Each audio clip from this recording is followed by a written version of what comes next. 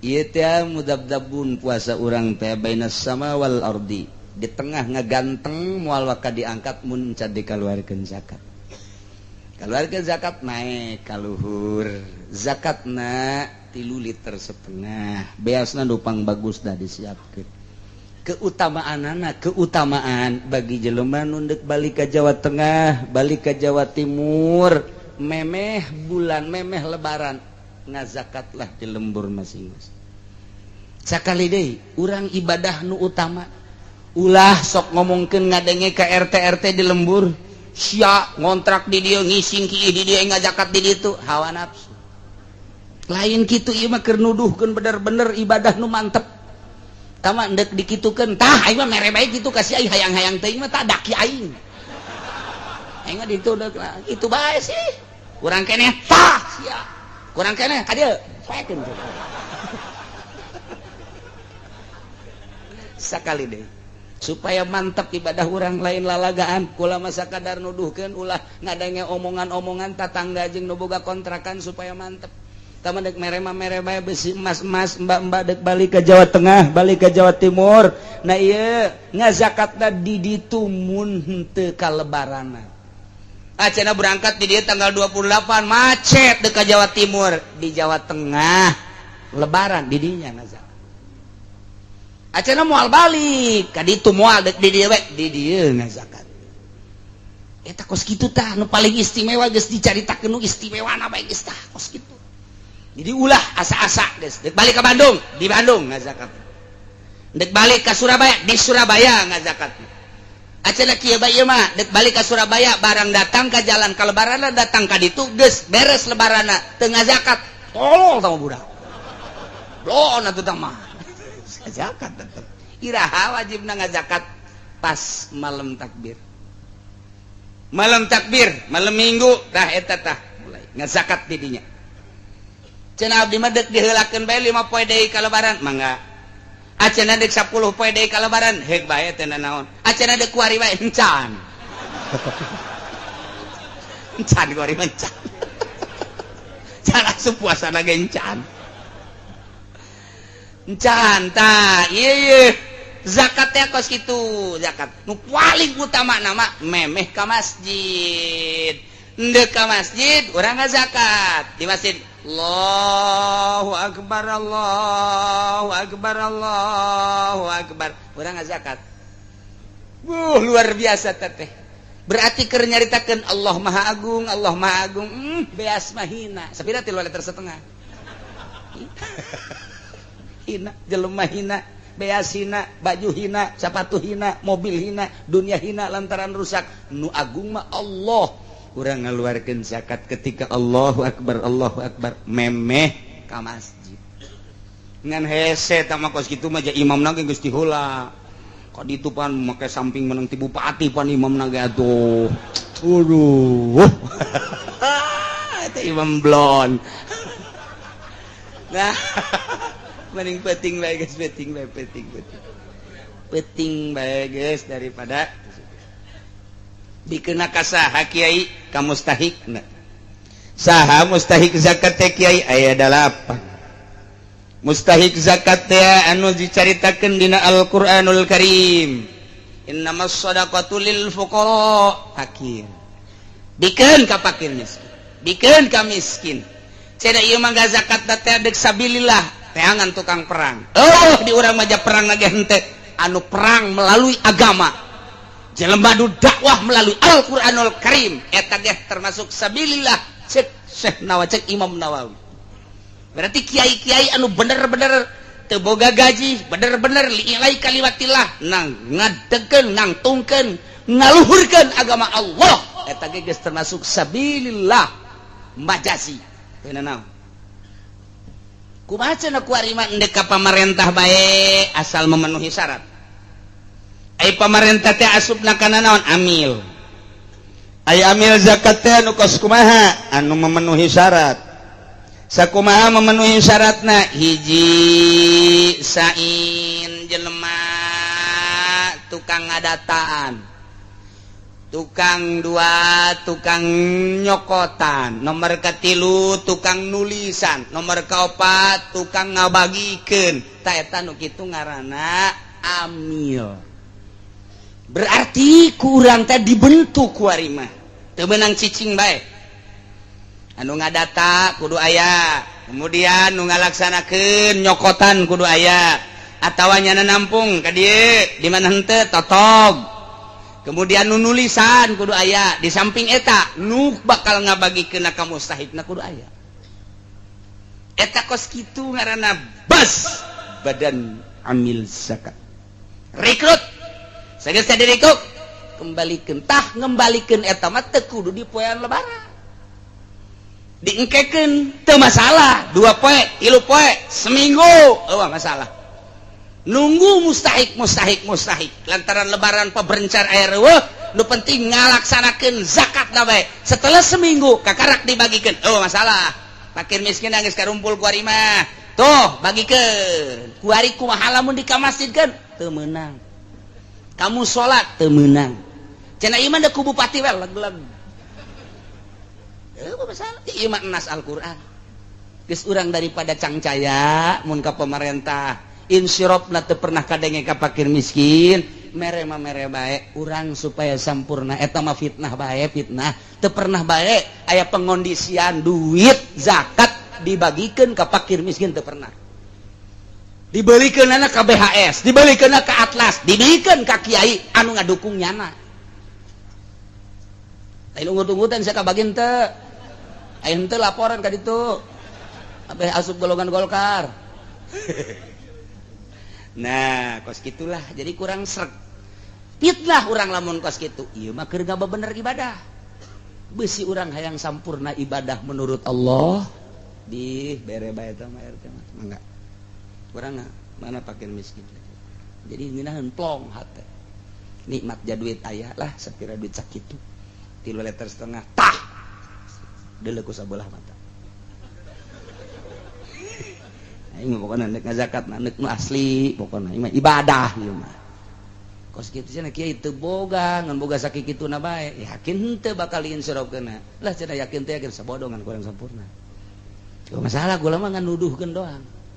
Mun hayang sampurna langsung bae, sebab eueuh kadengena pemerintah ngucurkeun ngabagikeun ieu zakat teh ka fakir miskin dibangunkeun doang, dibangunkeun eueuh teh dituna. Weh, cenah aya eta mah kieu uci mah cenah kurang maca kitab, dibacaan ku aing aya ge aya tafsir Murir.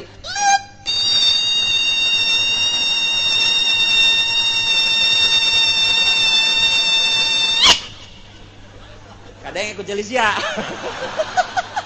Aing ge baca kitab atuh je. Emang kumaha kitu aya nu nang tangan teu baca kitab cenah kieu uci mah. Bawa ka dieu sabaraha baca kitab. Aja dek diangkeun dijual ku aing. Sok sembarangan nas ieu mah nas nya ada ulah harumpak nas. Baca Fathul Muin. Baca Fathul Muin kurang kumaha. Eta teh Fathul Muin teh lain lalagaan. Nu atak lain lalagaan kumaha? Eta teh geus ditasawufkeun. Hartina Fathul Muin mah eta teh fikih geus semi tasawuf.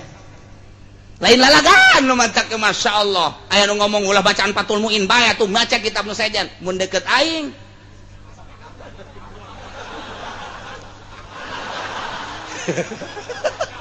sia sembarangan ka Fathul Muin kene-kene sia jadi modern. Ya bisa aing mah moal kaluar ti Takrib, Riyad, Sapinah, Fathul Muin, Iqnatuh moal kaluar ti dinya. Geus, cenah tah tuh kudu teu baca kitab cenah meureun ki uci mah teu meunang aya nu ngameunangkeun.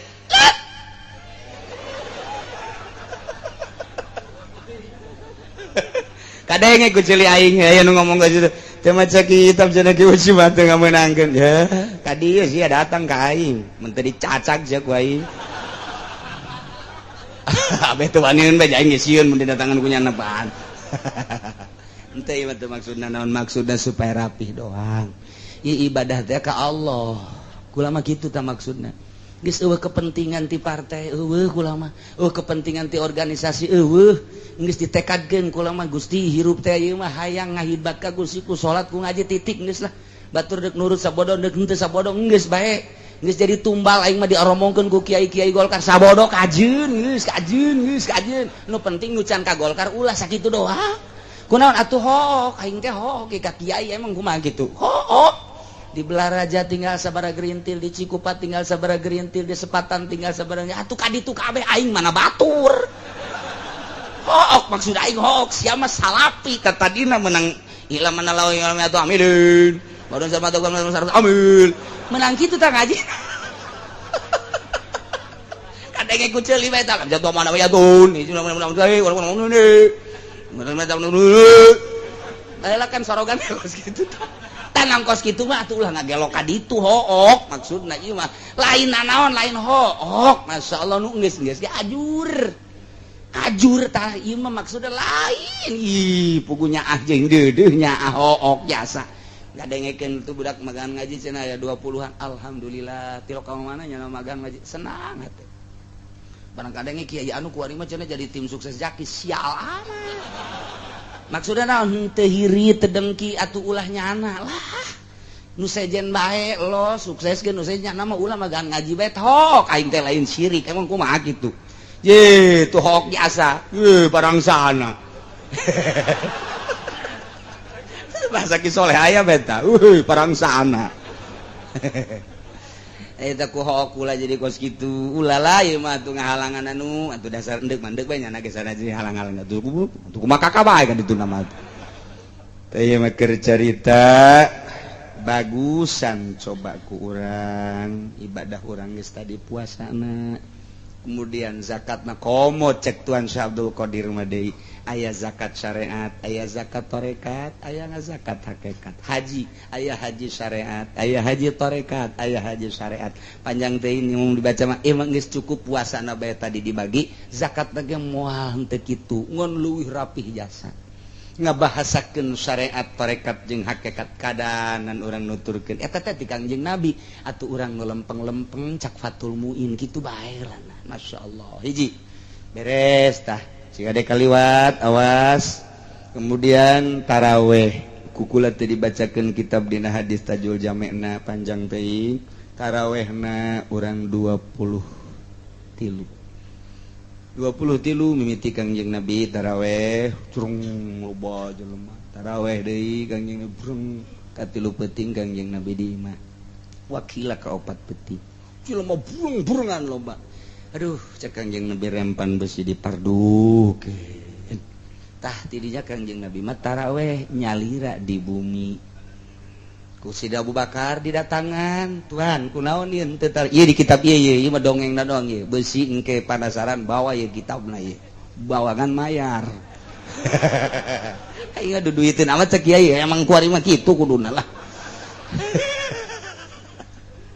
tah jadi caritana Sidi Abu Bakar datang kadinya Tuhan kok ieu rempan cek Kangjeng Nabi beusi dipardukeun bangsa urang mah kuat engke kadituna teu kuat engke tahun 2012 bae urang Cikupa teu karuat teu urang Cisoka mah komo urang Sepatan paling nu kuat teh urang Cilongok doang eta kos kitu ya mentak ituan itu sabaraha 20 sarua bae 23 jeung witirna mantak pupus Kangjeng dilangsungkeun ku Sayyidina Abu Bakar Siddiq menjadi 23 Sayyidina Abu Bakar Siddiq bae Sayyidina Umar Sayyidina Utsman Sayyidina Ali 23 deuleu dina kitab hadisna cenah Kangjeng Nabi mah 11 Kangjeng Nabi 11 teh witir kula mah teu pernah polos di Ramadan jeung di lain Ramadan salat teh 11 rakaat eta mah di Ramadan jeung di luar Ramadan 11 witir ari ieu mah tah man soma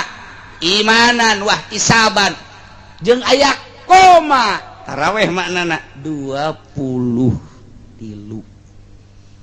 diteruskeun moal Sayyidina Abu Bakar 23 atuh sadegeun urang teh kapan alaikum bil khulafair rasyidin tuturkeun khulafair rasyidin atawa 2 bil ladaini Umar jeung Abu Bakar jeung Umar nu ngamimitian 23 Sayyidina Abu Bakar dilanjut ku Sayyidina Umar urang titah nuturkeun eta kita nuturkeun nu 2 kita nuturkeun nu 4 kok buah sa Muhammadiyah teh pemahamanana anu kurang geus kuari mah geus moal dicaritakeun pemahaman anu kurang mangga bae Muhammadiyah urang mah urang boga kitab nu utuh asli jasa silsilahna nyambung datang ka Imam Bukhari ti Imam Bukhari datang ka Kangjeng Nabi urang Kangjeng Nabi Muhammad sallallahu alaihi wasallam yakinkeun 23 ulah cangcaya wae nu ribut 23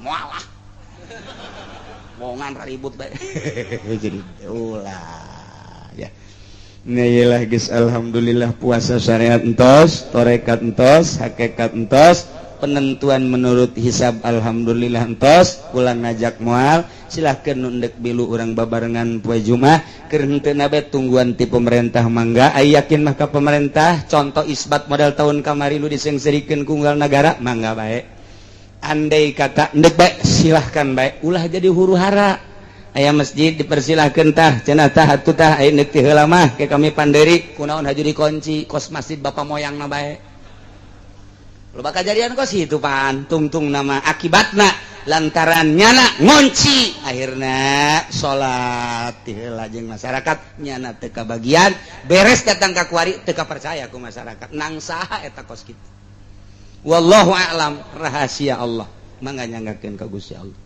geus beres zakatna geus beres urang tarawehna cara urang menangkeun Lailatul Qadarna ulah dipake ka hayang urang menikmati be anugerah urang ibadah eta engke mulai muka tentang kitu Lailatul Qadar teh di awal tepi ka akhir informasi nu terakhirna ialah urang pembukaanana insyaallah engke minggu kadua urang lebaran minggu kahiji natah eta teh kapan 7 poe minggu kadua berarti 15 poe tah eta minggu 15 poe eta ngaji sebab lamun dilengkahkeun ka ditu atuh bunga urang panjang teuing tak jadi yang ke minggu pertama lebaran minggu kahiji natah 7 poe minggu kedua 15 poe urang insyaallah mudah-mudahan panjang umur urang ngaji deui sakumaha biasa haul masa kumaha biasa tanggal 8 abah tamah ai kaburu mangga teu kaburu masalah awal keluarga jeung anu araringet urang babarengan ngaholan almarhum abah tanggal 8 biasana minggu Senin Salasa berarti malam Senin urang jadi lamun lebaran minggu nyawalan teh Senin Selasa Rebo Kamis Jumat Sabtu Minggu malam Senin malam salapan biasa kemudian atuh kula puter sataun ngaji geus teu asa-asa sakumaha bapak-bapak ka kula teu asa-asa bae artina ngomong sangeunahna sangangna sacablak da eueuh maksudna naon hiji sakadar maksudna akrabat kedua sakadar deudeuh jeung nyaah andai kata aya ucapan-ucapan anu kurang kata kurang titik kurang merenah di hati taya tahampura insyaallah. Assalamualaikum warahmatullahi wabarakatuh.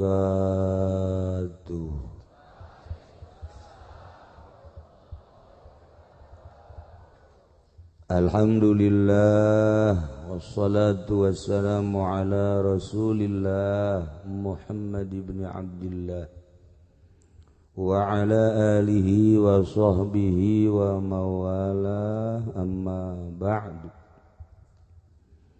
Wa qala Allah ta'ala fil Qur'anil Karim wa huwa asdaqul qailin a'udzu billahi minasy syaithanir rajim wa dzakir fa inna dzikra tanfa'ul mu'minin. Langkung tipayun urang sami-sami nyanggakeun puja sinareng puji ka Gusti Allah anu Maha Suci. parantos masihan tina rupa-rupa nikmat ka urang sadayana terutama nikmat anu kacida pisan ageungna nyaeta nikmat iman sinareng Islam. Shalawat sinareng salam mugia dilimpahkeun ka junjunan alam Kangjeng Nabi urang Kangjeng Nabi Muhammad sallallahu alaihi wasallam katut ka para kaluargina oge ka para sahabat-sahabatna rawuh para tabi'in asbat tabi'in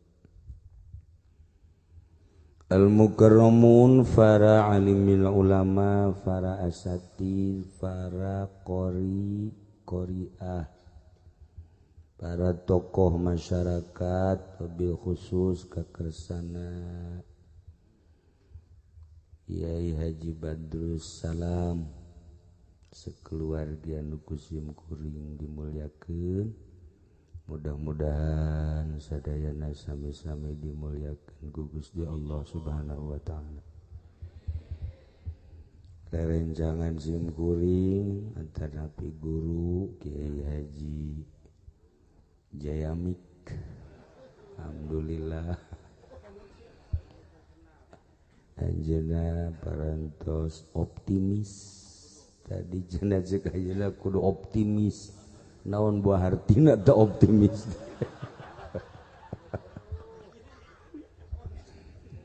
sim kuring dimuliakeun oge kori internasional ya alhamdulillah hadir tengah-tengah urang manehanana pernah musabaqah di Solear menang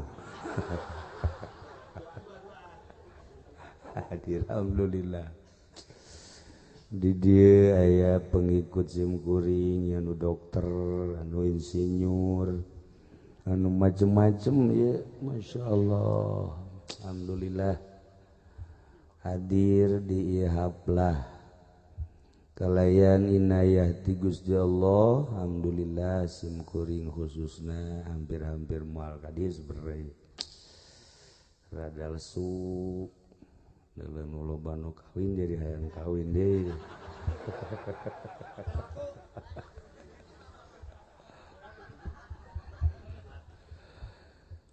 kalayan inayah ti Gusti Allah alhamdulillah urang sadayana kempal di dieu dina raraga khatmil Quran ku hadirna urang dina khatmil Quran ieu mudah-mudahan urang kasorot ku sinar Al-Qur'an kaiuhan ku sinar Al-Qur'an ku kasorot jeung kaiuhan ku sinar Al-Qur'an urang jadi lempeng lurus hirup aya dina aturan-aturan Al-Qur'anul Karim lamun geus aya dina aturan Al-Qur'an pasti di akhirat urang aya dina ridho Allah Subhanahu wa ta'ala ku ridona Allah urang bakal ditempatkeun di surga Allah Subhanahu wa ta'ala. Baheula aya hiji jelema kasep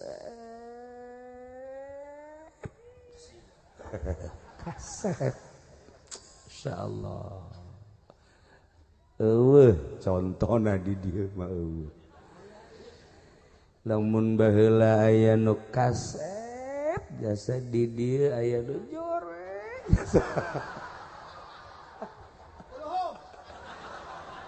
sabalikna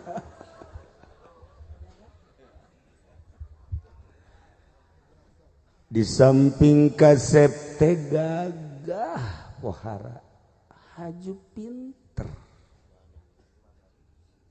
tambahna hiji deui sugih geus mun aya di Cisoka bisa ribut ujian awewe bisa ribut kabeh hayang ka eta lalaki lumantak lamun kamari maribut teh milih nomor hiji nomor 2 ieu mah milih hiji lalaki diributkeun ku kabehan ari ieu mah ieu lain diribut ke dipiceun dipiceun Masya Allah pemajikan lagi kaduhungeun ya Allah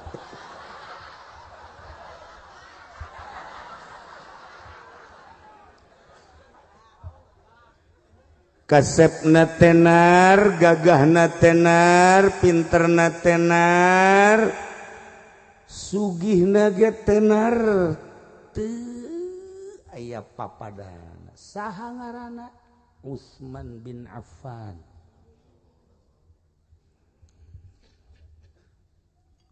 geus mejeuna jelema teh lamun geus eta disebutna bulu opat pan ieu mah bulu teh saya ngomongkeun ana bulu naon tah sia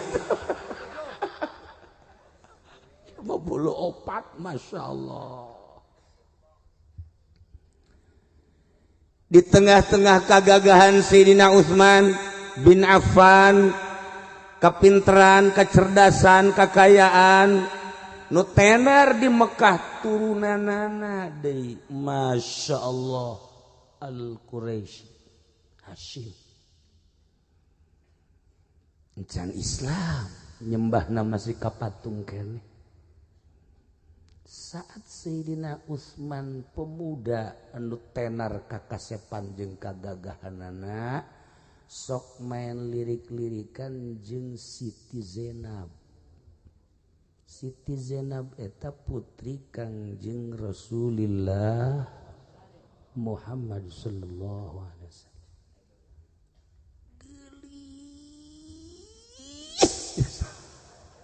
Masya Allah.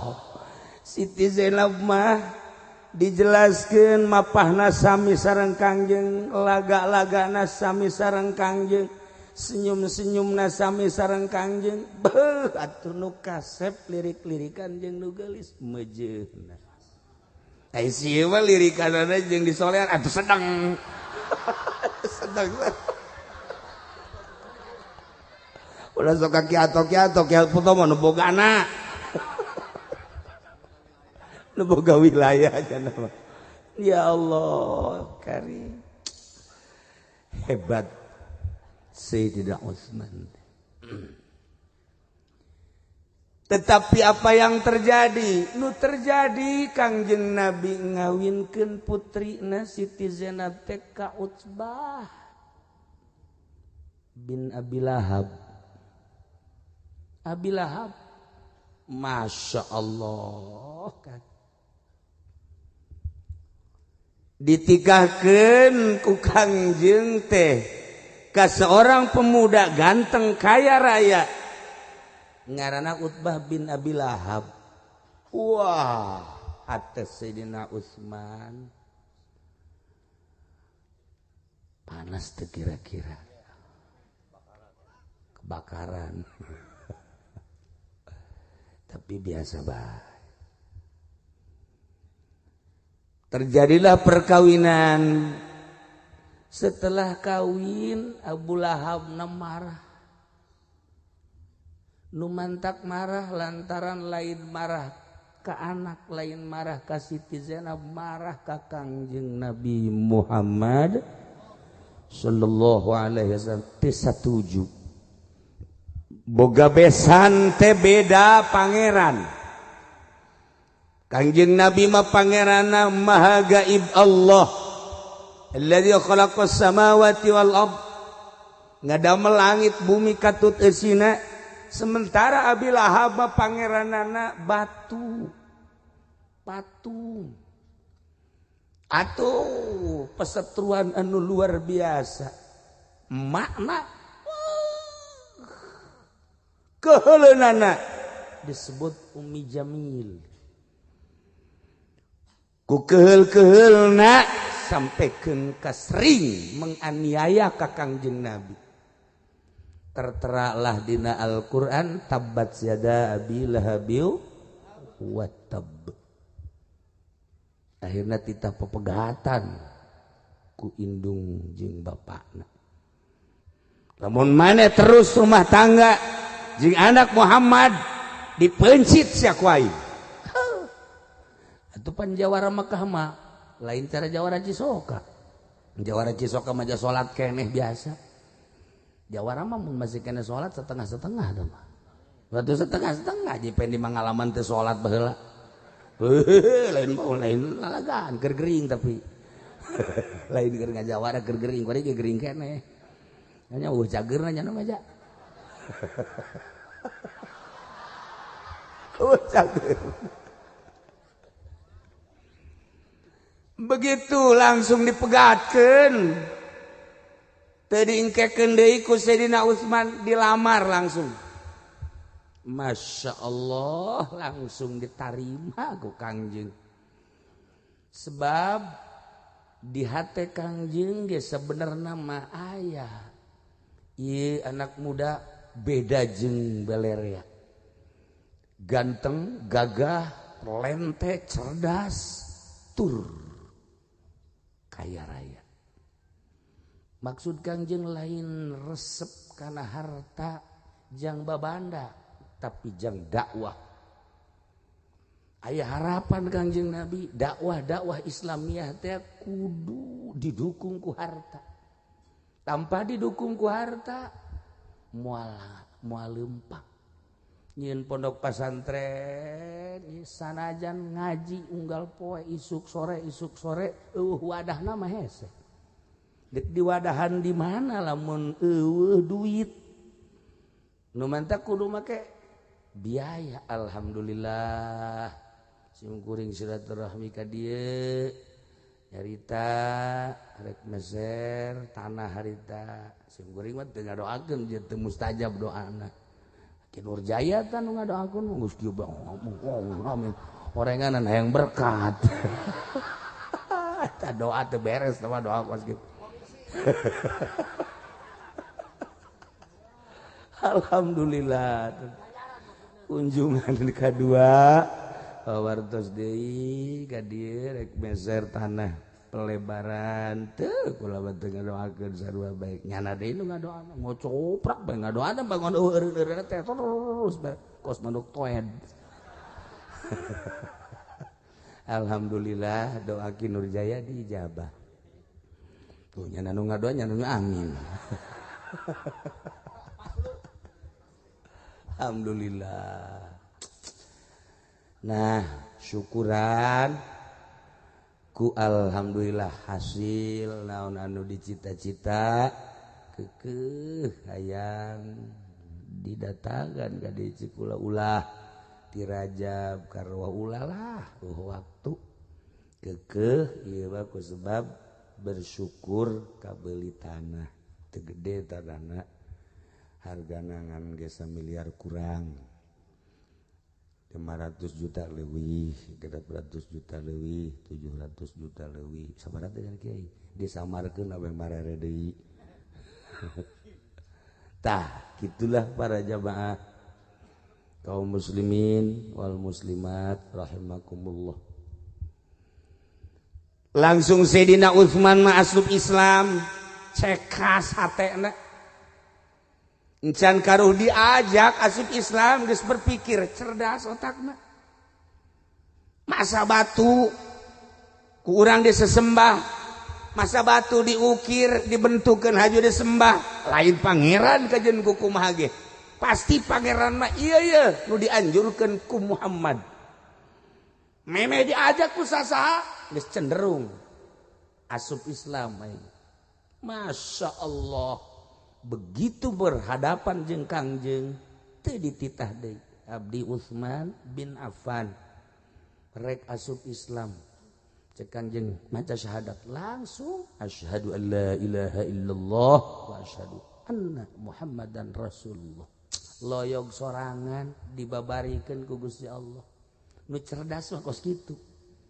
nu cerdas mah ulah-ulah ngaji tahunan bulanan bae geus pinter pan ieu mah ngaji datang ka deuk paeh atuh kieu-kieu keneh bae deuk paeh sajengkal deui ka kuburan.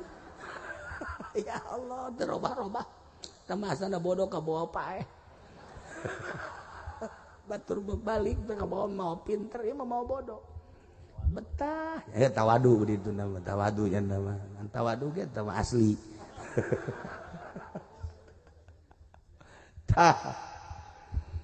Perkawinan anu luar biasa jeung putri Kangjeng Nabi tetapi gejolak agama dahsyat dakwah Kangjeng tadi halangan ku Abu Lahab dihalangan Abu Sufyan dihalangan Abu Jahal bahkan dianiaya jelema anu asup Islam maka Sayyidina Utsman bin Affan orang pertama anu hijrah ka Habasyah mantu Kangjeng hijrah ke Ethiopia. Di Ethiopia pulang menuju Madinah ketika Kangjeng geus ka Madinah gancang caritana ketika perang Badar teu damang istrina teu ngiring perang Badar tanggal 17 Ramadan. Tidinya diinstruksikeun ku Kangjeng maneh mah Utsman teu kudu berangkat perang urusan bae pamajikan sarua jeung perang Badar Ramadan dimenangkeun ku muslimin muslimat mukminin ku Kangjeng pulang perang terus pupus istrina yakni putri Kangjeng Sina Utsman ngalamun sebab istri tercinta mulia aya di Siti Zainab gelis aya di Siti Zainab pinter aya di Siti Zainab deudeuh aya di Siti Zainab. Siti Zainab mah pohara ngurusan Sidina Utsman teh lamun kakarak datang geus dilawang geus dipapag percis kos urang Cisoka ieu teh kos kitu asal mawa duit bae dipapag di Cisoka mun mawa hutang digebrugeun lawang tah eta di Cisolawing di dieu lain Cisoka belah ditu. Ya Karim lamun asup ka imah Sidina Utsman mah langsung calik Siti Zainab pengan sukuna bari ditanya haus tah henteu ka Masya Allah riwayat hirupna kasalaki teh modal kitu Sidina Utsman embung dipangnyokotkeun dipangnyandakeun cai lantaran ningali ka Kangjeng Rasulna ulah isin ka Kangjeng geus bae kula bae nu nyokotna tadi hebat lalaki teh deui si eta mah lain coy yo sia goblok sia teu deuk kumaha pamajikan ge ngaladenanana memeh ngaladenan geus sepak ya Allah mantep pamajikanna ngadoana sokor nasi potong atuh eta ya Allah tuh Sidina Utsman ulah lantaran putri Rasul lain ka nengna tapi ka Kangjengna keun bae kakak bae nu nyokot cai mah ibulah sanajan abdi putri Rasul tetep abdi pamajikan teu sanajan pamajikan kan putri Rasul ibulah tuh batur badak juguhan ge ribut da ieu mah pan ya Allah ya Rabb geus datang teh di cai si ieu balai teh goblok teh sia mah geus teu narimakeun jasa. Masya Allah Karim lamun urang ningali sejarah perkawinan rumah tangga Sidina Utsman jeung Siti Zainab kata ajis silih hormatna luar biasa mun balik ti mamana diintip heula ku Sidina Utsman teu keketrok bisi keur sare mau ngaganggu sanajan pamajikan putri Rasul ya Allah ya Rabb pas ditingali Siti Zainab na horenganan teu sare nungguan salaki ya Allah ya Rabbi pan urang mah tuh salaki eueuh enggeus kerek bae geus salaki eueuh ieu kerek jepret geus salaki kuluntang-kulinting kadenya bala mantap kan habak eta di Cisoka goblok tanya ya Allah ditipu Sidina Utsman gending teu kulem pamajikan teh calik bari nasbeh Masya Allah urang namun dulu pamajikan tas mana nasbih atau maca Quran kieu ya Allah ya Rabbi urang ge ngurucut cai mata pamajikan keur naon tanya Waalaikumsalam keur naon eta maca Quran nah maka maca Quran penting nungguan kakak deuk kumaha teu karunyana coba ayo coba ya mana pamajikan kulan tang kulinting oh aing horenganan di kamar keur WA-an boh sial ibu pamajikan keur WA Gusti Allah buka beneran ya kiai boga pamajikan WA-an malulu nah silih hormat pamajikan anu gelis pamajikan anu pinter pamajikan anu setia eueuh cawadeun di mata Sayyidina Utsman kitu kede Sayyidina Utsman di mata Siti Zainab eueuh cawadeun ya Allah pupus ketika mulih perang Badar Sayyidina Utsman aing ngalamun mah lain ngan kadedeleukeun katingali ku Kangjeng asal aya naon-naon katingali rembes cai mata asal katingali rembes cai mata ya Allah ya Rabb surti Kangjeng teh Utsman kadi ulah dipake kasedih pemajikan teh sebab pemajikan anjeun teh balik teh kadeleuna dikubur padahal ruh nangis aya di surga Firdaus seri Sayyidina Utsman nu mantak seri atuh pasti kitu nama ngan ai kula jeung saha ieu sare nah eta lah nu jadi pikiran ai Siti Zainab lah bagus pasti Gusti Rasul ngan naon ngan cek Kangjeng Rasul geus ulah bingung-bingung aya adina ngaran Ruqayyah ya Allah cek Sayyidina Utsman kula rek dikawinkeun jeung adina masyaallah izin kula teh izin henteu langsung dikawinkeun nah bantak ti Kangjeng Nabi Adam tepikeun ka zaman Kangjeng Nabi Muhammad eueuh putri Rasul dikawin dua putri Rasul ku hiji lalaki moal aya teangan ti Kangjeng Nabi Adam Kangjeng Nabi Idris Kangjeng Nabi Nuh Kangjeng Nabi kaopat Kangjeng Nabi Isa cepat ngalamun sia eta teh jauh kieu bae kos mikir nu ka 12 Nabi saha sia 12 Isa wah ya udah balik sia ka ditu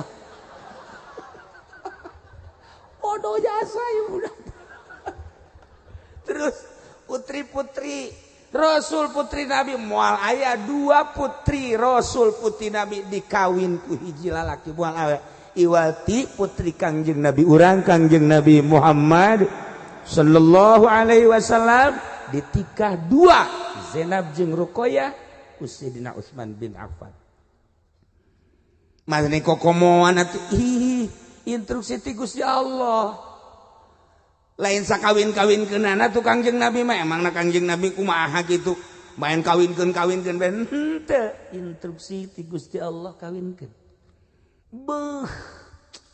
begitu ditikahkeun nangis bunga Sayyidina Utsman tapi izin ka Kangjeng naros Gusti Rasul nah abdi teh make jeung dikawinkeun deui ka putri tuan ka adina jawabanana sakieu ulah loba omong lantaran instruksi Gusti Allah geus selesai poharapan ieu mah mun kawin instruksi dukun dukun orang Cisoka goblok aduh kawin instruksi dukun nah instruksi Gusti Allah Masya Allah karim nah ialah perkawinan Sayyidina Utsman bin Affan jeung Siti Ruqayyah cek Sayyidina Utsman ku akur ya si pamajikan gelis di Siti Ruqayyah capetang di Siti Ruqayyah cerdas aya di Siti Ruqayyah. Eta sopan santun kanu jadi salaki aya di Siti Ruqayyah. Percis Siti Zainab pika isinin salaki. Urang da boga pojikan kos kitu, deuk numpakan lagi hapunten heula. Atuh lantaran sopan jasa pan. Atuh ieu mah pan bo teu ngomong 5 poe datang ceklak bae. Eta dicucok eta mah. Atuh disebutna ge awet rajet, ongkoh ribut tapi anakan bae. Gusti. Tapi ente cisok kayu ente tuh di deket Kinur Jaya. Eta di dinya. Nah, ieu Sayyidina Utsman teh horenganan lain sambarangan. Saat di Mekah, saat di Madinah kalaparan. Pernah terjadi kalaparan, Sayyidina Utsman tandang. Merean dahareun ka masyarakat tanpa terkecuali. Ribuan manusia dijamin ku Sayyidina Utsman. Paingan parentah Gusti Allah. Kakayaan teh lain jang nyeun istana, kakayaan teh lain jang meuli kendaraan, kakayaan teh lain jang sugih-sugih diri memperkaya diri. Horenganan dikorbankeun jang masyarakat. Ditanya ku Sayyidina Utsman beusi aya nu can dahar, laporan ka dieu. Percis kos di Cisoka deuk calon lurah. Aya barahan deuk calon. Barang geus calon mah jadi lurah hating. Eta bahasa mana teh hating? Korea goblok sia.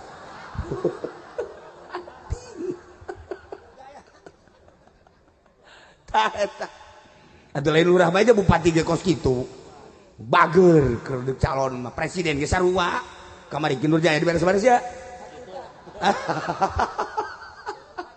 Coba pangnyebutankeun Kinur Jaya sabaraha kiai nu sok diberean di dieu.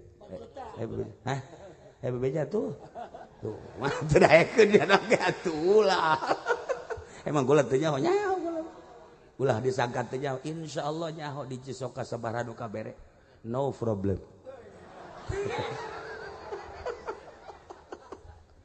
Keun bae atuh masalah. Ieu mah kerja lain nyaritakeun teh balageur lamun boga kahayang. Balager mun boga kahayang. Lalaki lamun hayang ka awewe. Ya Allah. Kak, gula mah hayang baso eta teh tas magrib jam 7 hujan ngaririncik. Tenang. Baso sepira baso. Gula mah hayang baso beranak. Insuar gak masalah. Oh, gicrik bae sakitu ge hujan. Pas berangkat poek lampu. Sugan balik deh henteu. Ini adalah sebuah tantangan. Budak. Masya Allah Karim.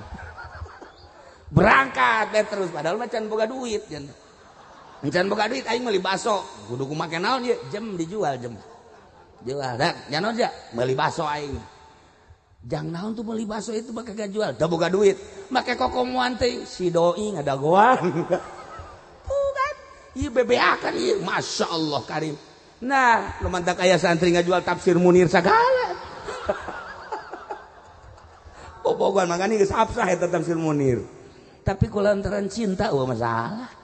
Masalah meuli deui jak kolot gede keneh. Iya Sayyidina Utsman Masya Allah. Saat di Madinatul Munawwarah kata rajangan kugri, muriang, marid, marot. Masya Allah Sayyidina Utsman nu tandang. Bebeja kakaula saha anu perlu biaya. Bebeja. Ya Karim, Masya Allah. Iyalah Sayyidina Utsman bin Affan. Kalaparan nyana nu tandang. Gering nyana nu ngabiayaan. Mejehna Kangjeng boga minantu nu ngaran Utsman bin Affan. Sedang lain lalagaan. Gagah aya dinyana teu pernah teu milu peperangan. Setiap Kanjeng perang nyana milu.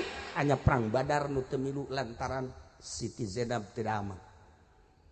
Milu terus tampil di hareup perang. Di samping eta pengorbanan-pengorbananana.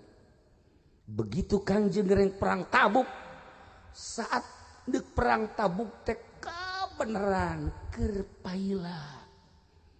mendadak kudu perang Kangjeng teh instruksi ti Gusti Allah perang mangkaning pertanian keur meujeuhna pailah cai keur meujeuhna kurang perdagangan keur meujeuhna kurang bagus keur meujeuhna miskin Madinah teh Kangjeng naik ka mimbar instruksi ti Gusti Allah kudu perang walaupun saat ieu saat miskin saha nu siap ngabiayaan perang cek Kangjeng etalah nu bakal ti heula masuk surga Sidina Utsman nangtung abdi sabaraha siap ngabiayaan perang 100 onta ayeuna keneh Kangjeng langsung bunga Masya Allah saha deui cek Kangjeng Nabi nu siap ngabiayaan perang nangtung deui Sidina Utsman abdi Kangjeng Nabi turun sapalkah tina mimbar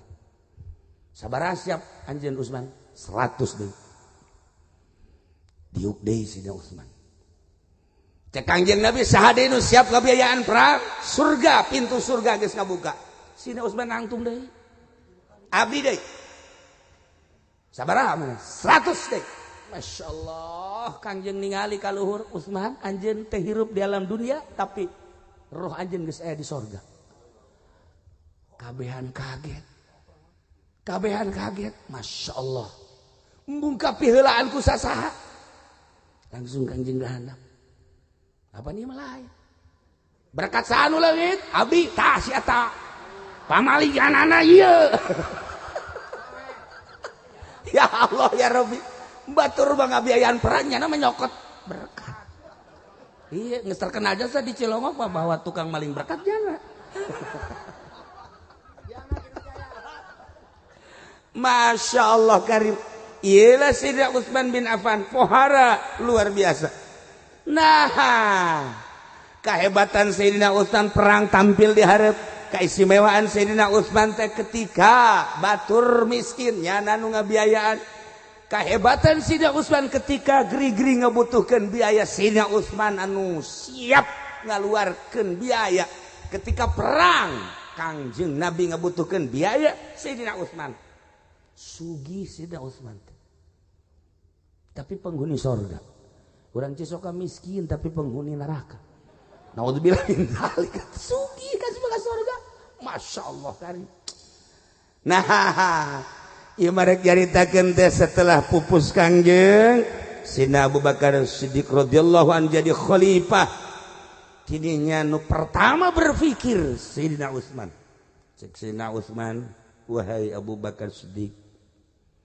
setelah teu aya Kangjeng dikhawatirkeun engke nu talalar Quran teh bakal maraot sahabat nu talar Quran bakal maraot tabiin nu talar Quran bakal maraot dikhawatirkeun engke kaditu namun teu ditulis bakal bahaya pikumahaeun engke di akhir zaman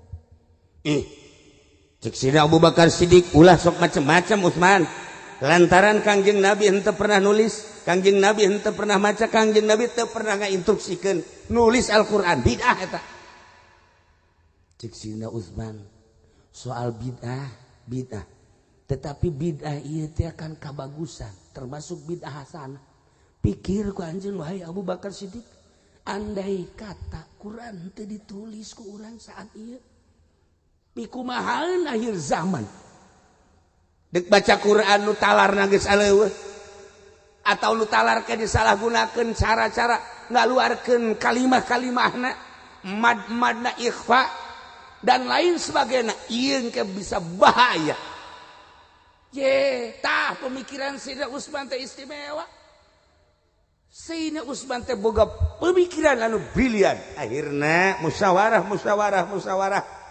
diterima ku Sayyidina Abu Bakar Siddiq radhiyallahu an ditulis saat khalifah pertama Abu Bakar Siddiq cuman can selesai hari tadi dilanjut ke Sayyidina Umar di zaman Sayyidina Umar begitu di khalifah Sayyidina Utsman selesai penulisan Al-Qur'anul Karim wakila di zaman Sayyidina Abu Bakar Siddiq keneh geus selesai penulisan Al-Qur'anul Karim akhirna dibagikeun ka Mesir hiji, ka Yaman hiji, di Mekah hiji, di Madinah hiji. Iyalah pemikiran Sayyidina Utsman bin Affan radhiyallahu an.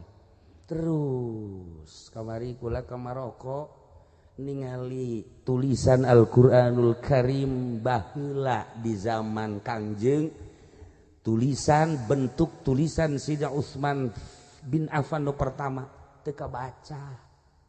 Teu kabaca eta tulisan teh horeng kitu tulisan pertama mah. Alifna kos kitu, lamna kos kitu, rona kos kitu, titikna hampir pegat-pegat. Ditulis kembali di zaman si tabi'in radanya rambung. Begitu terus atba tabi'in geus nyambungan teu aya titikan. Terus kadirina kakarak jelas. Si ieu mah milu ngan moal ngeuh nya sia ngeuh teu. Teu ngeuh nya mah. Jebab ka Maroko ge neuleuanana nu marancung bae. Asal anu mancung tuh, asal abang saka Quran gitu mah moal ngeuh nya mah. Di mana tak kula kos kitu deuleu moal nyaho nya na. Istuning moal.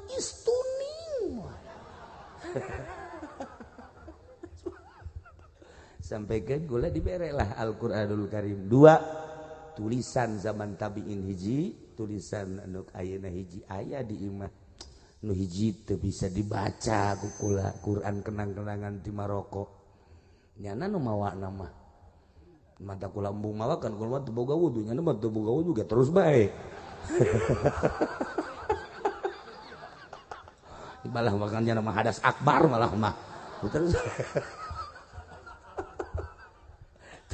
aya kuari kenang-kenangan di Maroko Masya Allah buka hese diamati ku kula tulisan kieu geuning baheula teh hese. Nah iyalah jasa Sayyidina Utsman bin Affan jalmina tos teu aya dimakamkeun di Madinatul Munawwarah di pakuburan Madinah. Naon kana pakuburan Madinah? Kangjeng Nabi mah dimakamkeun ada di dieu di bumina Sina Abu Bakar Siddiq, Sina Umar, anjeunna mah nyebrang ka ditu pakuburan bake. Ya Allah ya Rabb, Sayyidina Utsman masa hirupna sangat zuhud, kaya tapi zuhud. Maka Sayyidina Utsman mah sahur, begitu sahur terus fajar salat, zuhur salat, asar berjamaah, masih salat di raudhah caket Kangjeng. Begitu asar langsung menjelang maghrib dibunuh, berarti buka di surga Allah Subhanahu wa taala. Gitulah Sayyidina Utsman. Iyalah Al-Qur'an. Nu kurang dibaca teh jasa Sayyidina Utsman. Ingat Al-Qur'an, ingat kalamullah, ingat jasa Sayyidina Utsman bin Affan. Cacak-cacak anjeunna henteu boga pikiran nuliskeun Al-Qur'an. Wallahu alam ayeuna. Sakieu ge ditulis. Tadi ngadengekeun Nurjaya mah urang Cisoka hiji-hiji acan. Meureun jadi guru kabeh atau bodoh kabeh. Lain kitu saperti Nurjaya. Urang mamana ngaji ka dieu, urang dieu teu ngaji ka mamana. Eta lah Cisoka. Para jamaah kaum muslimin wal muslimat rahimakumullah. Inna ieu Al-Qur'anul Karim wa qad unzilal Qur'anu tibyanan likulli syai'. Diturunkan Al-Qur'anul Karim untuk menjelaskan setiap perkara. Naon bae aya dina Al-Qur'anul Karim. Urang dek nyaritakeun politik aya dina Al-Qur'an, nu bener jeung nu teu benerna aya dina Al-Qur'an. Nyaritakeun ekonomi aya dina Al-Qur'an, nu bener jeung nu teu benerna aya dina Al-Qur'an. Nyaritakeun tentang budaya aya dina Al-Qur'an, nu bener jeung nu teu benerna aya dina Al-Qur'an. Endek naon bae ge aya dikitabkeun mun fikih dibagi aya ubudiyah, aya muamalah, aya munakahat, aya jinayat. Eta teh terjemahan Al-Qur'anul Karim. Nyaritakeun tentang qalbu dina Al-Qur'an. Qalbu teh aya qalbun salim, aya qalbun marid. Dina Al-Qur'an aya tinggal dibuka, dikitabkeun ku Imam Ghazali, jadilah Minhajul Abidin, jadilah Ihya Ulumuddin. Dicaritakeun tentang ma'rifat, tentang ilmu-ilmu ketuhanan anu saklek, jadi hikam. Ibnu Athaillah geus nuliskeun. Wabeh geus aya. Bahasa-bahasa kabeh geus aya dina Al-Qur'an, terjemahan-terjemahan geus aya dina Al-Qur'anul Karim. Tibyanan likulli syai'. Sakedeung deui urang bakal puasa menurut hitung-hitungan hisab qot'i 6 darjah 24 atau 25 dakikoh jatuh pada hari Senin. Nah ieu tinggal tungguan ke urang mah di pemerintah poe naon engke diumumkeunana. Nu jelas hisab qot'i, sulamun nairen dan lain-lain sebagainya. Ieu adalah jatuhna hari Senin. Ketentuan puasa wajibna aya dina Al-Qur'an. Ya ayyuhalladzina amanu kutiba alaikumussyam kama kutiba alal ladzina min qablikum la'allakum tattaqun ayyam ma'dudat. Aya dina Al-Qur'an kabeh neuk caritakeun naon nu kaliwat asal ngabongkar bae. Dibongkar Al-Qur'an macana heula nu rapih, makharijul hurufna nu beres, suarana deui abeh ngeunaheun ka dengeuna. Maca Quran teh pan lamun aya nu bagus makrojna sorana ngeunaheun, urang ge ngeunaheun ngadengeun kieu. Coba sieun maca. Heuh maca. Urang keur tenang ngadenge maca Qur'annya na aduh. Masyaallah, asana nu reuneuh ge ngajuru. Ku tarahal da. Tuh, ieu lah Al-Qur'an. Mantak di zaman Imam Ghazali aya hiji jelema boga anak-anakna nyebutkeun magelis amat sih, magelis amat sih. Ka bapana ge sarua, bapa kasep. Sia. Cek mana ka emak nyebut gelis. Cek bapana kitu ge bener ceknya. Sekitarna ge nyebutkeun deui. Emak ku gelis, emak bibi haji ataupun cek urang mah neng gelis amat. Kitu keneh deui ka salakina. Kiai gelis amat, kabeh nyebutkeun gelis, kaget. Akhirnya bebeja lah ke Imam Ghazali, mama Imam Ghazali. Kula disebut gelis ku anak. Akhirnya resep ganja aing ngaca mah biasa bae. Artina potongan gelis eta kan raut-rautna aya kejelasan. Gelis mah hiji irungna mancung eta kan gelis. Nomor kedua pipina ngadaun seureuh. Apa ieu mah ngadaun nangka. Eta kan gelis eta karana geus kitu. Aju ieu gado endog sapotong atuh ieu mah hijian pan endog. Atuh aya endog soang bener tuh caki ato endog soang kan. Da mah paranti telu endog soang mah pan. Cangkeng biola pan. Bau itu bas eta mah pan kaleng kurupuk. Bitis da ge bitis jantung buah jantung cek urang Bandung mah eta kan gelis ngaranna. Ieu mah buah nangka. Garihal.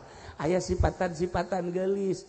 Ya bapak mun ngaca aja biasa tapi disebutna gelis. Bebejalah ka Imam Ghazali. Imam Ghazali tungkul langsung tangga. Di kolbu anjeun aya Al-Qur'anan.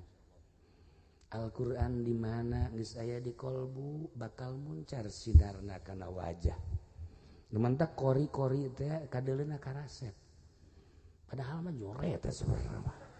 Asli nama jore tapi sinar Al-Qur'an ieu bahkan kasep sakieu maca kula mah atuh sakieu mah jadi untuk sakieu mah kasep sok geura jejerkeun di soler kasep tah tapi kulantaran eueuh Al-Qur'anan jore kadeleuna kadeleuna aja eueuh Qur'anan di jerona awewe ge lamun aya Qur'anan teu kudu raut-raut anu istimewa anu biasa-biasa bae tapi aya Al-Qur'anan beda ge kadeleuna sieup gelis eta mah geus lain rahasia deui di perkumpulan jelema padahal biasa bae kos itu beda mencrang amat oh jualan Qur'an di jero qalbuna aya Al-Qur'anul Karim kadeleuna karasep bae kori-kori qoriah kadeleuna kasep kiai-kiai anu hafal Al-Qur'an kadeleuna kasep kiai anu ngajualan Qur'an jore bos ieu mah geus nya ngajualannya geus nyarita keunana lah Qur'anan tah nu batak cek Kangjeng Nabi man hafizal Qur'an utiya man hafizal sulusal Qur'an utiya sulusan nubuwah saha jelema nu hafal sapertilu Qur'an bakal dibere sapertilu kanabian masyaallah lain lalagaan man hafizal sulusal Qur'an utiya sulusan nubuwah saha jelema anu hafal Al-Qur'an sapertilu Qur'an bakal dibere sapertilu kanabian dipertanyakeun eta dibere sapertilu kanabian teh kumaha lamun dibere ba'dihi hafalna setengah biqadri bakal dibere saukuran kanabian setengahna deh lamun kulli sa biqadri saukuran sakabeh Al-Qur'an kanabianana. Nah tinggal ku urang ditingali guari halayak rame loba nu talal Quran tapi ngeridit meja. Ayeuna mah panjang teuing, bari mah bandingkeun bae. Aya jelema talar Quran tapi na maksiat bae, mabok aya dinyana, zina aya dinyana, loba tanu talar Quran. Aya jelema nu teu talar Quran tapi ngeridit, embung mabok, embung zina, embung beneran mana tah? Beneran mana ya? Bodoh sia. Bodoh tamat bisa ngajawab da manu kos kitu mah. Lu baca lu batalar Quran tapi maksiat bae. Mantap masyarakat ge embung padahal bohong. Qiraatna bagus jasa. Qiraatna bahkan geus lain qiraat samah deui nya mah leuwih ngalengkah. Tapi embungeun masyarakat di imaman ku eta emang kunaon? Atuh kunaon da kamari ge. Nya jadi wasit main bola.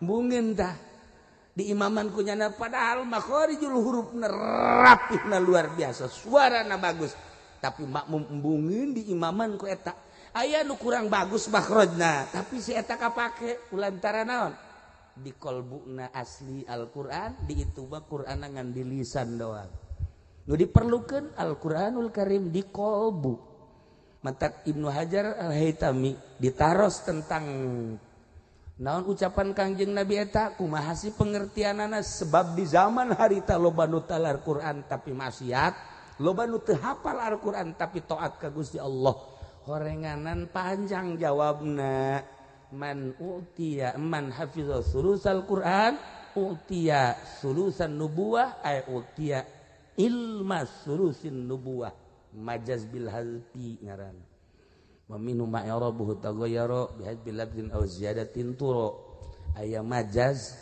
anu khilafil asli na majaz ba kalimatun ustumilat bi ghairi aslin qadudiat tetapi ieu mah lain ku sebab ditambahan atawa dikurangan jadi majaz na ieulah aya dina ukudul juman na ieu kasimpulanna mah miceun ae utias ilma sulusin nubuwah maksudna kumaha eta teh man hafizo nu jelema hafal kana Al-Qur'an hafal teh nyaho min amihi wa khosihi hafal kana umumna kana khususna kana mutlakna kana muqayyadna kana nasih kana mansukhna jeung hafal kana rahasia-rahasia Al-Qur'an kakarak dibere ilmu sulusin nubuwah etalah model para aulia-aulia Allah Subhanahu wa ta'ala tuh Imam Syafi'i tuh Imam Maliki Imam Hanafi Imam Hambali belah dia Tuan Syekh Abdul Qadir Al-Jailani tuh Ibnu Athaillah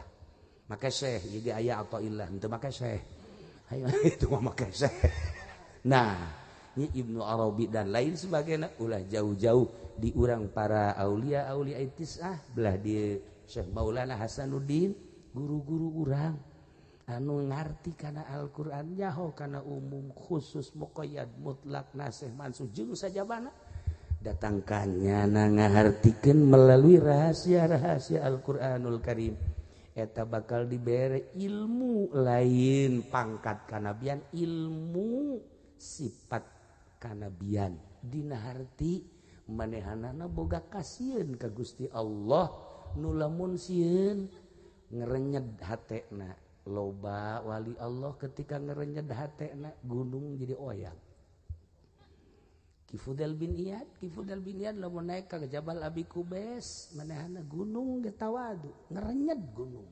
Masya Allah kari mun urang nyaritakeun karomah aulia Allah teu kudu di daerah Mekah Madinah teu kudu di Timur Tengah di urang ge Ambalaya ieu naon ieu tina rembesan Al-Qur'anul Karim nyaho kana makna nyaho kana rahasiana ngerenyed hatena hayang naon dina Al-Qur'an atuh Mang Haji Pendi kolot nanya ka awewe umur 17 tahun Mang Haji Pendi jore awewena sakitu geulisna Mang Haji Pendi susah awewena geulis aju Mang Haji Pendi hayang ka itu awewe kan pasti moal daekeun awewena moal dijamin moal ka jeung kumaha ge itu geulis itu sugih itu ngora Mang Haji Pendi mah tuh naon deuleueunana tetapi wirid ku Mang Haji A'udzubillahi minasyaitonirrajim itu tololnya saja belaan guru goblok aya kabeh di Al-Qur'an Masya Allah lamun dibacakeun hizib mahabbah ujianana Mang Haji diudag-udag ku awewe ditimpahan malibikeun teh mah hizib eta mah bahaya teh mal kuat bawa mengaji ulah sok ngasih mana nanya ka aing segala rupa kaki Nurjaya bae tah kadinya tah ge bere ku Nurjaya tah ciduhan leungeun foh teplokeun ka dieu tarang kebo nurut atuh kebo bage nurut atuh komo awewe ya tadi kidur jago lagi geus naon ngaranna gugur ka Nurjaya kumaha lamun kebo ngakal lah ciduhan leungeun foh ngaju ka dieu bener babajana mah leuwih bejaan oh mahal eta babajana mah kudu make kebo deui lah iyalah Al-Qur'anul Karim ya urang susah wae baca Al-Qur'an aya wirid urang puasa tah kutiba alaikumusyamu kama kutiba alal ladzina min qablikum puasa hiji soka mah dikembangkeun puasa itu tadi bahkan Ramadan tuh kibun ati haji atau ilah malah ki atau bulan Maulud puasa sia atau setengahnya na geus sarua bulan Maulud puasa tuh terak ditembak Haji Pendi pernah kukula dibere ya ngaji wirid ieu di kunyana 40 wae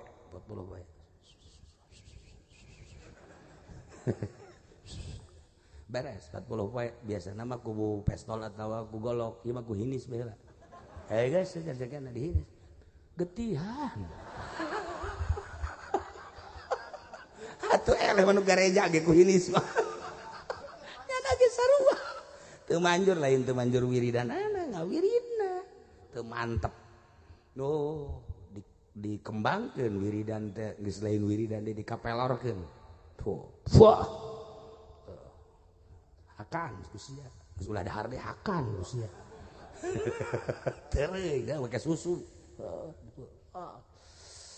kencengkeun beuteungna hak beres atuh eta ti Nurjaya pagaweana kos kitu eta mentak harita bengkel sepeda ngamuk ge pelor peak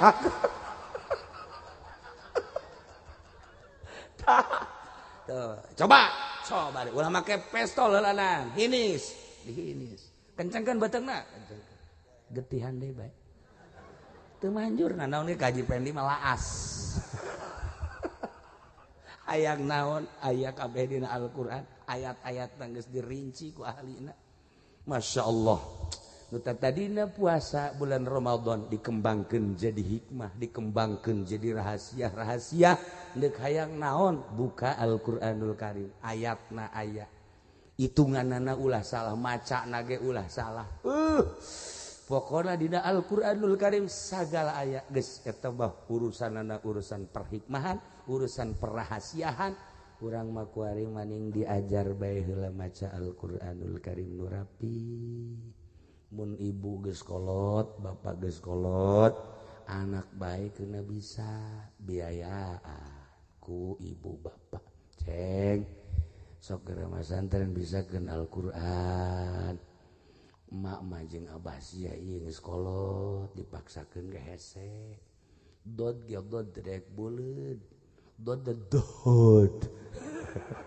teu daek buleud teu daek nah baru urang keur ngaji Quran mah baheula takula mah dal kuda-kuda kan dal kuda-kuda gitu kan kudu dikitu-kitu kan da kuda aduh si mah teu bisa nyebut dada gitu cuman dada teh ka awewe dada sama lain dada susu sama tuh ayeuna teu boga mah kos kitu kadinya bae pikiranana nah ieu nu mantak dibawa ge jualeun sebenarnya mah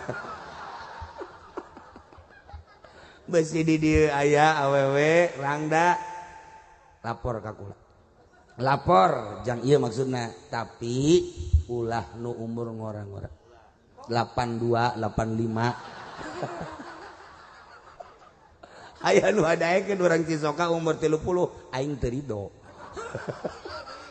ulana teu rido lailah di Al-Qur'an hayang kekebalan Al-Qur'anul Karim hayang maju usaha buka Al-Qur'an hayang kitu naon ka Allah geus jelas sama Al-Qur'an hayang naon dina Al-Qur'an masyaallah aya kabeh bahkan Al-Qur'anul Karim maknana dihijikeun dina surat Yasin qalbul Qur'an Yasin maknana dihijikeun dina Fatihah Fatihah maknana dihijikeun dina bismillah bismillah dihijikeun dina ba'na bismillah ba'na ge dihijikeun dina titikna ba masyaallah mantak ahli Allah mah lamun aya naon geus bae teu kudu maca Al-Qur'an teu kudu maca naon ba bae geus mantak lamun aya nu minta cai ka Mang Haji misalnya nyeri huntu Haji Bede ya minta cai ka ba ya minumkeun alhamdulillah pernah hari teh ge pae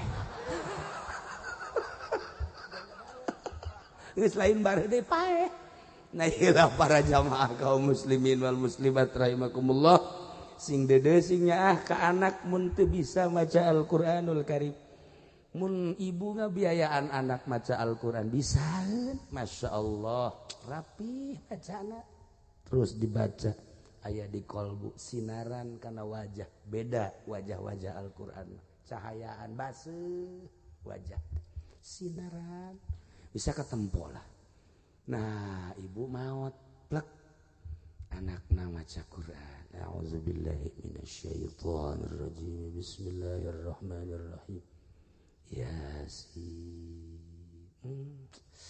ibu di jero kubur masyaallah ngucur ta Yasin tiis amat wal Qur'anil hakim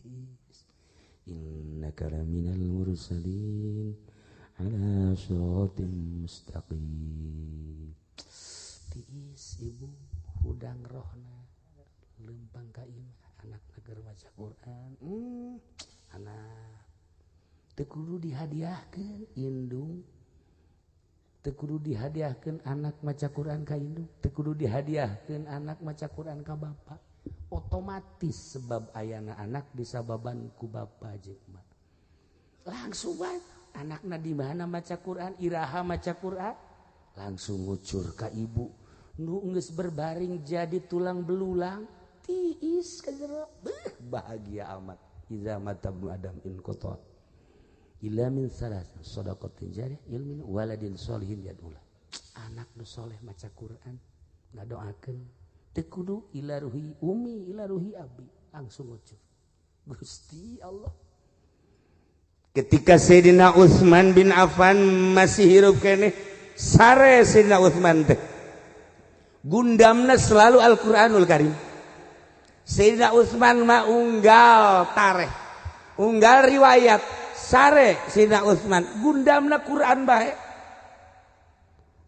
hudangna nu dibaca Quran sarena nu dibaca Al-Qur'an nu mantak asup ka jero kuburan bersama-sama Al-Qur'anul Karim sinar Al-Qur'an katinggalian ku ahli-ahli Allah maka nu bakal mawa Sayyidina Utsman ka surga sinar Al-Qur'anul Karim ai urang mun gundam naon mun gundam nu diomongkeun kurang naon atuh sagede Ki Nurjaya bae gundamna kieu nya 02 02 02 atuh gundam ya kos gitu aja pede mun gundam memang naon gitu tiung koneng mumun munding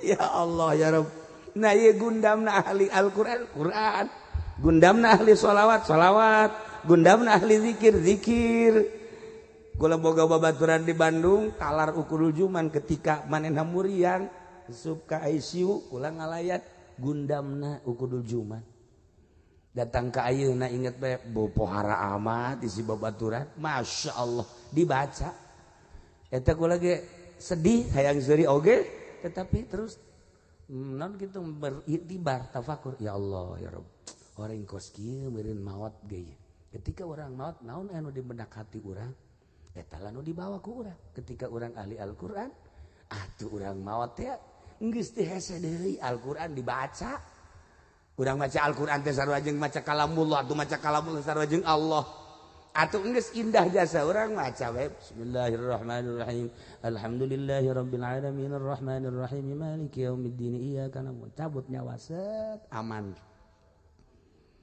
urang kitu maca salat Allahumma sholli sholatan kamilatan wa sallim salaman taman ala sayyidina cabut nyawa aman urang maca tasbih subhanallah subhanallah subhanallah cabut nyawa aman zikir maqam la ilaha illallah aman sieu tiung koneng cilaka ya tanya di jero kuburan ahli Quran man rabbuka Yasin wal Qur'anil Hakim selesai bebeja ka Gus Gusi ieu mah jawabanna Yasin wal Qur'anil Hakim amankeun ahli Al-Qur'an teh man rabbuka sholli sholatan kamilatan wa sallim salaman taman ala sayyidina Muhammad bebeja ka Gusi Gusi mah ditanya man rabbuka teh Allahumma sholli sholatan amankeun ahli sholawat man rabbuka subhanallah subhanallah subhanallah amankeun man rabbuka tiung koneng gas seret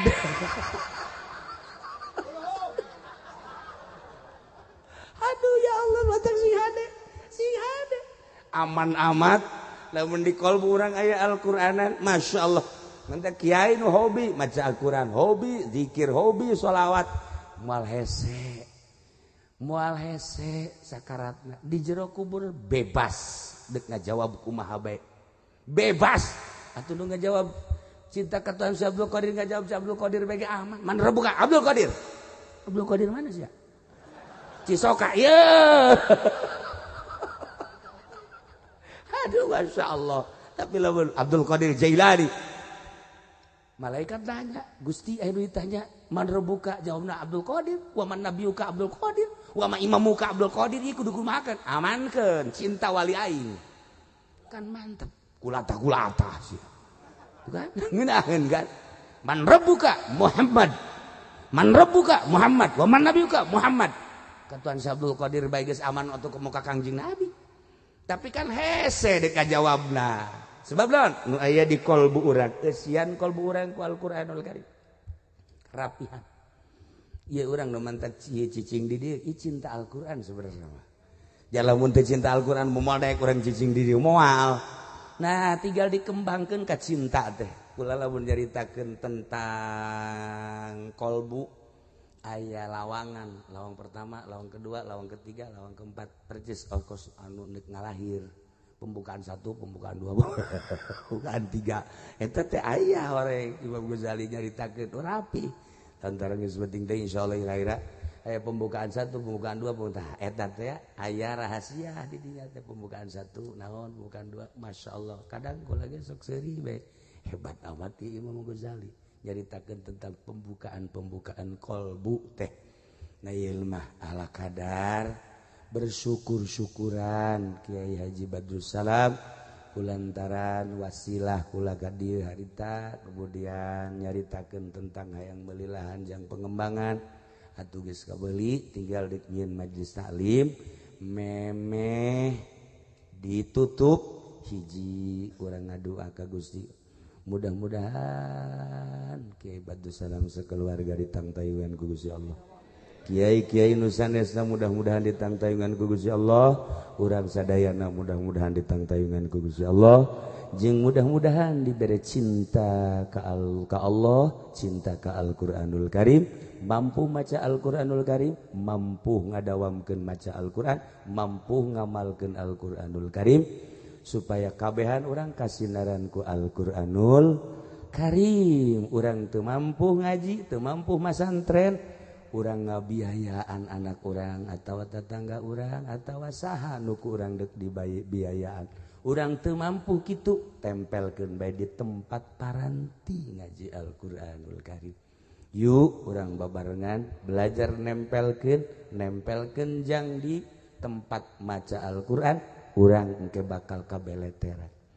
Ya Rabbi bil Mustafa baligh maqasidana waghfir lana ma madha ya wasi'al karami. Ya Rabbi bil Mustafa baligh maqasidana waghfir lana ma madha ya wasi'al karami. Muhammadun sayyidul kaunaini wa thaqlaini wal fariqaini min urbi wa min ajami. Ya Rabbi bil Mustafa baligh maqasidana waghfir lana ma madha ya wasi'al karami. Nabiyul amirul nahi fala ahadun abar fi qawli la minhu wala na'ami. Ya Rabbi bil Mustafa baligh maqasidana waghfir lana ma madha ya wasi'al karami. Wal habibul ladzi turja syafa'atuhu likulli hawlin minal awali muqtahimi. Ya Rabbi bil Mustafa baligh maqasidana waghfir lana ma madha ya wasi'al karami. Na'am sara tayfu man ahwa farraqani wal hubbu ya'taridu alladzati bil alami. Ya Rabbi bil Mustafa baligh maqasidana waghfir lana ma madha ya wasi'al karami. Min tadhakkuri jiranin midhi salami mazajta dam'an jara min muqlatin bidami. Ya Rabbi bil Mustafa baligh maqasidana waghfir lana ma madha ya wasi'al karami. Maulaya salli wa sallim daiman abada ala habibika khairil khalqi kullihim. Ya Rabbi bil Mustafa baligh maqasidana waghfir lana ma madha ya wasi'al karami. Hampura suara nu ieu kadenge asli nakannya seperti eta lah. Sajalma Tadi kukula dicaritakeun teh kadenge kuari aslina. Hapunten kasadayana sim kuring nyaritakeun Ki Nurjaya, Ki Alto eta teh ku akrab bae teh naon maksudnya sakitu bae Allahumma shalli wa sallim ala sayyidina Muhammadin fil awwalin wal akhirin wa barik wa sallim wa radiyallahu ta'ala an sadatina ashabi sayyidina Rasulillah ajma'in. Ya Allah ya Rabbal alamin, Allahumma arham ummat sayyidina Muhammad, Allahumma ajbur ummat sayyidina Muhammad, Allahumma asli ummat sayyidina Muhammad, Allahumma farrij an ummati sayyidina Muhammadin sallallahu alaihi wasallam. Allahumma anfa'na bima 'allamtana wa 'allimna ma yanfa'una wa zidna ilman wa yaqinan wa zidna ilman wa yaqinan wa zidna ilman wa yaqinan. Walhamdulillahi ala kulli hal wa na'udzu billahi min kulli hali ahli an-nar. ربنا تقبل منا إنك أنت السميع العليم وتب علينا إنك أنت التواب الرحيم وصل وسلم على جميع الأنبياء والمرسلين الحمد لله رب العالمين والله الموفق إلى أقوم الطريق والسلام عليكم ورحمة الله وبركاته.